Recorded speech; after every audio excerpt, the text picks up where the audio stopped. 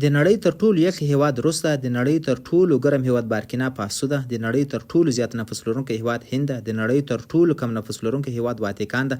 د نړۍ تر ټولو شتمن هیواد لوکزامبورګ ده.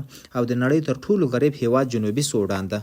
د نړۍ زیاته قرضدار هیوادونه سودان او جاپان دي او زموږ ګاونډی پاکستان هم په دې لیست کې شامل ده. په نړۍ کې تر ټولو زیات لیدونکي هیواد فرانسه ده، یعنی سیلانیان زیات لري. د نړۍ تر ټولو خوندي هیواد آیسلند ده. د نړۍ تر ټولو شین هیواد استوانیا ده. د نړۍ تر ټولو وچ هیواد مصر ده. او د نړۍ تر ټولو عصري هیواد سویزرلند ده. او دلته خلک زیاتره عصري ټکنالوژي کاروي.